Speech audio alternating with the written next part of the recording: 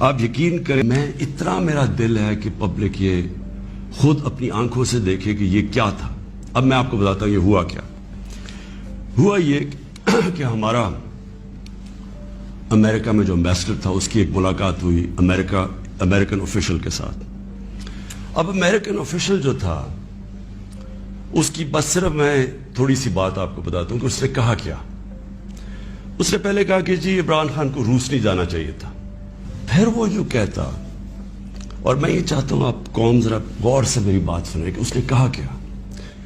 کہتا کہ اگر عمران خان اس میں سے بچ جاتا ہے عدم اعتماد سے تو پاکستان کو بڑا مشکل یعنی کانسیکوینسز فیس کرنے پڑیں گے.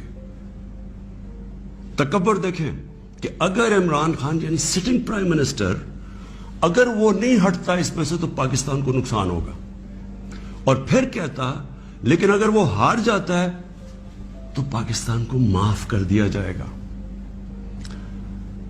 یعنی یہ بھی نہیں اس نے کہا کہ اگر وہ نہیں آتا تو جو بھی دوسرا آئے گا پہلے ہم دیکھیں گے وہ کیا کر رہا ہے پھر ہم اس کو معاف کریں گے. اس نے کہا جو بھی آئے گا معاف کر دے گا. یعنی کہ اس کو پتا تھا کہ کس نے آنا ہے, کس نے اچکن سلوائی ہوئی ہے, کون تیاری میں بیٹھا ہوا ہے, اسے سب پتا تھا. کہ دیکھیں ہم 22 کروڑ لوگ ہیں. 22 کروڑ لوگوں کے لیے کتنی توہین ہے کہ ایک حکم دے رہا ہے 22 کروڑ لوگوں کے الیکٹڈ سربراہ کو. وہ پتہ نہیں وہ کس کو حکم دے رہا ہے, کیونکہ میں تو چیف ایگزیکٹو ہوں, مجھے نہیں دے رہا. وہ کسی کو کہہ رہا ہے کہ اگر یہ آپ کا پرائم منسٹر بچ جاتا ہے تو آپ کو فیس کرنے پڑیں گے کانسیکوینسز. اور پھر کہتا ہے کہ اگر یہ ہٹ گیا تو معاف کر دیں گے ہم آپ کو. میں صرف آپ کو یہ کہنا چاہتا ہوں کہ میرے پاکستانیوں, اگر ہم نے اس طرح ہی زندگی گزارنی ہے تو ہم اپنے آپ سے سوال پوچھیں کہ ہم آزاد ہوئے کیوں تھے. ہم کیوں 23 مارچ کو سیلیبریٹ کرتے ہیں, ہم کیوں جناب 14 اگست کو بڑا جشن بناتے ہیں. اگر ہم نے اسی طرح رہنا ہے کہ باہر سے حکم آ رہا ہے کہ جی آپ نے اگر اس کو نہ ہٹایا. اپنی قوم سے یہ کہنا چاہتا ہوں کہ دیکھیں یہ ضروری ہے ہم سب کے لیے فیصلہ کرنا کہ ہم کیا چاہتے ہیں.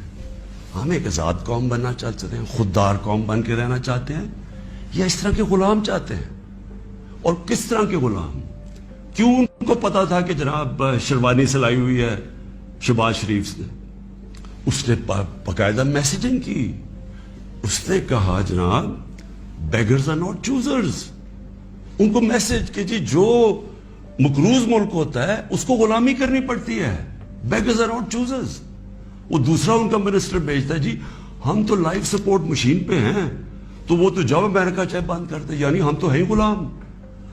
پہلے تو ان دونوں سے پوچھو کہ آپ 30 سال سے یہ ساری آپ کی پارٹیز حکومت میں تھی تو کس نے یہ لائف سپورٹ مشین اور یہ مقروض کیا ملک کو. یہ کیا 3.5 سال میں ہوا ہے؟ 30 سال سے تو آپ پاور میں بیٹھے ہوئے ہیں. اور آج آپ کہہ رہے ہیں کہ جی کیونکہ جی ہمیں پر قرضے چڑھے ہوئے ہیں تو ہمیں تو غلامی کرنی پڑے گی. تو وہ کیوں یہ کہہ رہے ہیں کہ جی اس کو نکالنا ہے. کیا میں نے ان کے غلطی کی ہے, کیا جرم کیا ہے؟ اور میں آپ کو بتاتا ہوں جرم کیا ہے.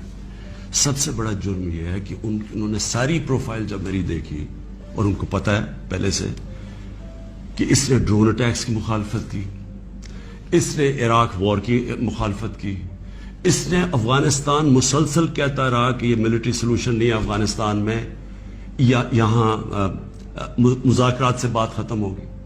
اس نے ڈرون اٹیکس جب ہوئے یہاں, یہی جو بیگرز آر ناٹ چوزرز یہ اور اس کا بھائی جب پاور میں تھے اور آصف زرداری, تو 400 ڈرون اٹیکس جب پاکستان میں ہوئے تو کس نے بولا, کس نے مظاہرے کیے, کس نے دھرنے دیے؟ عمران خان نے دیے. تو ان کو سب پتا تھا. ان کو یہ پتا ہے کہ عمران خان نہ اس کی کوئی چوری کے پیسے باہر پڑے ہیں, نہ اس کی کوئی جائیداد باہر پڑی ہے, نہ اس کی کوئی باہر بینک اکاؤنٹس ہیں, یعنی کہ وہ کنٹرول نہیں ہو سکتا. تو لہٰذا یہ اس کا قصور ہے کہ کیونکہ وہ ہمارا پتلا نہیں بن سکتا اس لیے اس کو ہٹانا بڑا ضروری ہے. اور یہ سارا کچھ جو ڈرامہ ہو رہا ہے یہ صرف ایک آدمی کو ہٹانے کے لیے ہو رہا ہے. تو 400 ڈرون اٹیکس میں نے بتایا, یہ کبھی ان کے منہ سے سنا تھا کہ یہ ہر ہیومینیٹیرین لاز, ہر ہیومن رائٹس کی وائلیشن ہے. کہ آپ کسی اپنے ہی آپ ان کی مدد کر رہے ہیں, آپ قربانیاں دے رہے ہیں, اور وہ آپ ہی بمباری کر رہے ہیں. اور بمباری کس طرح لوگوں کو مار رہے ہیں؟ ایک آدمی 4000 میل سے فیصلہ کرتا ہے کہ جناب یہ دہشت گرد, اور اوپر سے بٹن دباتا ہے اور وہ نیچے مر جاتے ہیں. تو عمران خان کا بھی یہی پرابلم ہے. میں یہ کہتا ہوں کہ کسی سے ہماری لڑائی نہیں ہے, نہ میں کسی کا اینٹی ہوں, نہ کسی ملک کا اینٹی ہوں. میں صرف یہ کہتا ہوں کہ جو میرے لوگوں کے فائدے کے لیے پہلی چیز وہ ہے, میرے 22 کروڑ لوگوں کے لیے, اس کے بعد میں دنیا کی باقی چیزیں ماننے کے لیے تیار ہوں. لیکن میں اپنے لوگوں کو قربان نہیں کر سکتا کسی اور قوم کے خاطر جو ہم نے وار آن ٹیرر میں کیا ہے. میں آپ کو بتاتا ہوں, ہمارے یہاں جو صاحب اقتدار ہیں وہ ڈالرز کے لیے میں آپ کو کہہ رہا ہوں, ہمیں جنگوں کے اندر پھنسا دیتے ہیں. ہم جب سوویت یونین کے خلاف جو ہم فرنٹ لائن سٹیٹ بن گئے تھے, اگر ہم ڈالر امریکہ سے ایڈ لیے بغیر کرتے تو وہ بہت اچھی چیز تھی. ہم پھر اپنے بھائیوں کے لیے, افغانستانوں کی آزادی کے لیے مدد کر رہے تھے. لیکن جب ہم کہہ رہے ہیں کہ جی یہ پینٹس ہے, ہمیں اتنے پیسے چاہیے, پیسے لے کے جب آپ کسی کے ساتھ شرکت کرتے ہیں وہ آپ کی عزت نہیں کرتے. جیسی وہ ہم افغانستان کا وہ روسی جب وہاں سے گئے, 2 سال کے بعد پاکستان کے اوپر سینکشنز لگ گئی. کسی نے نہیں پرواہ کی کہ ہم نے کتنی قربانی دی. 50 لاکھ پاکستان میں ریفیوجیز تھے. کلیشنکوف, سیکٹیرین ٹیررزم, وہ سارا اس کے فوج, کسی نے نہیں اپریشیٹ کیا کہ جی پاکستان, بلکہ انہوں نے سینکشن لگا دی کیونکہ وہ ہم تو پیسے دے رہے ہیں, اس لیے کوئی پرواہ نہیں. وہ پھر 9/11 آیا, پھر ہم ان کے ساتھ چلے گئے, اور پھر ہم نے کہا جی ہم بڑی کوئی جنگ لڑ رہے. پہلے ہم فورن آکوپیشن کے خلاف جنگ لڑ رہے تھے, اب ہم کہہ رہے ہیں کہ جو فورن آکوپیشن ہے اس کے خلاف جو لڑتا ہے وہ دہشت گرد ہے. اب ہماری 22 کروڑ لوگ ہیں, ہمیں سب سے زیادہ کوشش کرنی ہے کہ کیسے ہم نے اپنے لوگوں کو غربت سے نکالنا ہے. وہ غربت سے ہم تب نکالیں گے جب ہم کسی کانفلکٹ کا حصہ نہ بنیں, جب ہم امن میں شرکت کریں, لیکن جنگ میں کسی کے ساتھ شرکت نہ کریں. اگر کوئی کہ بیسس چاہیے تو نہیں, ہم بیسس دے سکتے کیونکہ ہم پہلے مار کھا چکے ہیں اس پہ.